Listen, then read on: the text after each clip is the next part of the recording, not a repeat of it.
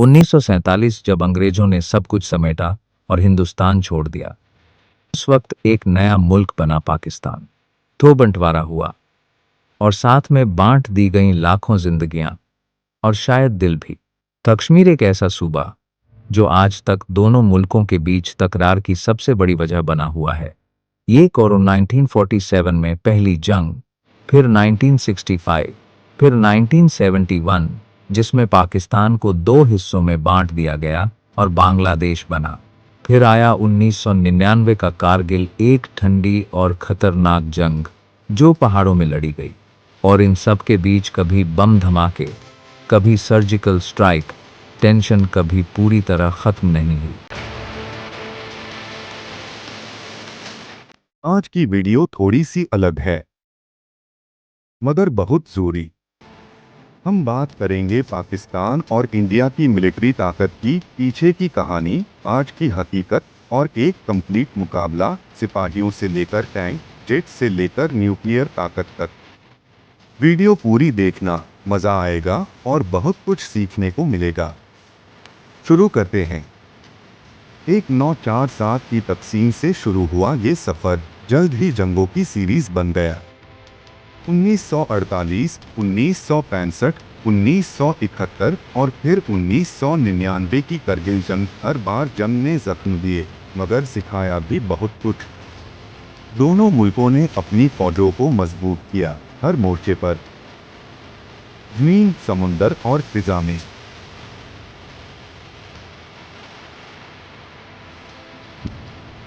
अब 2025 में दोनों मुल्कों के दरमियान सीज फायर तो है मगर तनातनी अब भी जारी है। कभी एलओसी पर फायरिंग तो कभी डिप्लोमेटिक ठंडी फिजा। लेकिन अब बात करते हैं असली चीज की, मिलिट्री पावर की। सिपाही कितने? पाकिस्तान की आर्मी में इस वक्त तकरीबन 6,54,000 एक्टिव सैनिक हैं और 5,50,000 रिजर्व्स में मौजूद हैं। यानी जब जरूरत पड़ी तो पलक झपकते 1 लाखों की फौज मैदान में उतर सकती है। वहीं इंडिया की बात करें तो उनके पास है 14,50,000 एक्टिव सैनिक और 11 लाख से ज्यादा रिजर्व। यानी मैन पावर के मामले में इंडिया का पलड़ा भारी है। मगर कहानी सिर्फ नंबर्स की नहीं होती, कर्ज और तजुर्बा भी मैटर्स करता है। 4 टैंक और जमीनी ताकत। पाकिस्तान के पास 2,400 से ज्यादा टैंक्स हैं, जिनमें सबसे मशहूर है अल खालिद MPT, जो चीन के साथ मिलकर बनाया गया है। इसमें 125 mm की तोप, थर्मल इमेजिंग और रात में लड़ने की कैपेबिलिटी। इसके साथ ही T-80UD भी शामिल हैं जो रशिया से आए थे। इंडिया इस मामले में भी आगे है। 700 प्लस टैंक्स, जिनमें सबसे ताकतवर है T-90 भीष्म। ये रशिया का टैंक है मगर इंडिया ने इसे अपने हिसाब से मॉडिफाई किया है। इसके अलावा अर्जुन MBT, जो पूरी तरह से इंडियन बना है, भी डिफेंस इंडस्ट्री का गर्व है।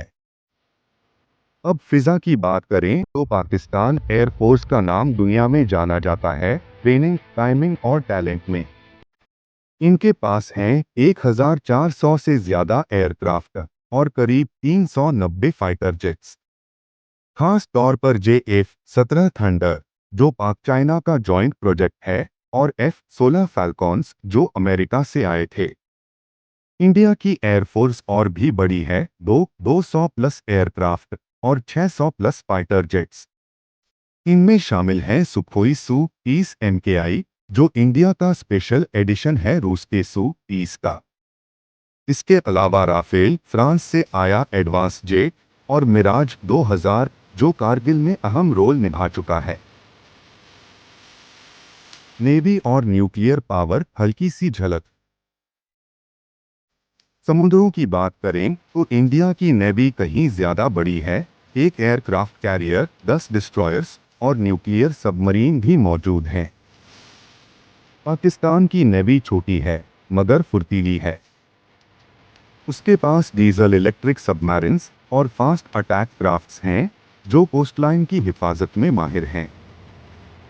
अब न्यूक्लियर पावर, दोनों मुल्क न्यूक्लियर स्टेट्स हैं।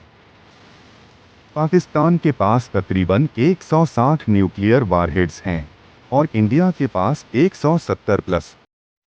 दोनों के पास मिसाइल डिलीवरी सिस्टम्स हैं, यानी अगर खुदा न खास्ता जंग हुई तो नुकसान दोनों तरफ बराबर होगा।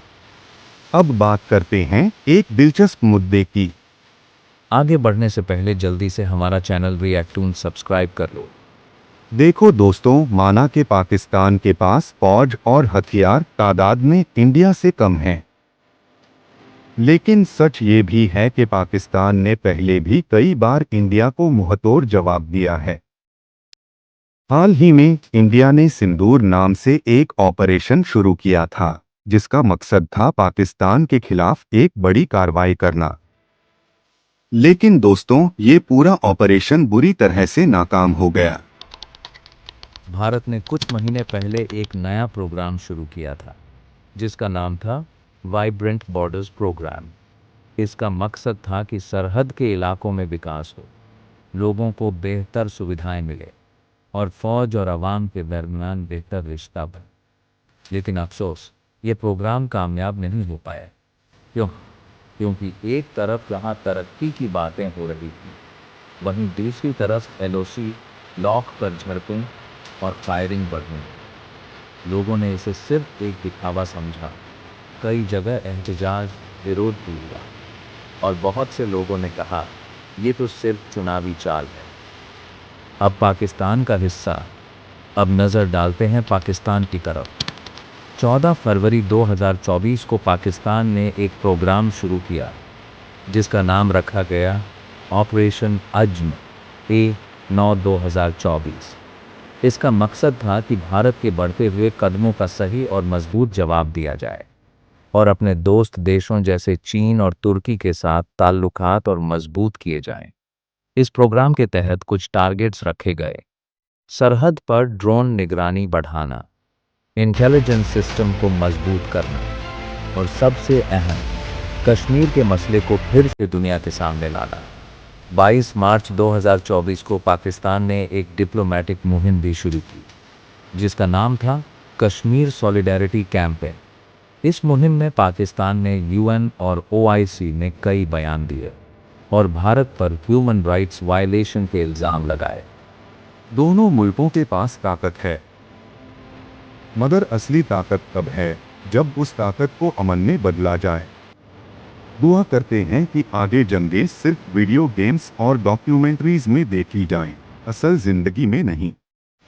वीडियो अच्छी लगी हो तो लाइक जरूर कीजिए, कमेंट करके बताइए आपका क्या ख्याल है इस मुकाबले पर, और चैनल को सब्सक्राइब करें ताकि ऐसे और वीडियोस आप मिस ना करें। अगली बार फिर मिलते हैं, तब तक सलाम, दुआओं में याद रखिएगा।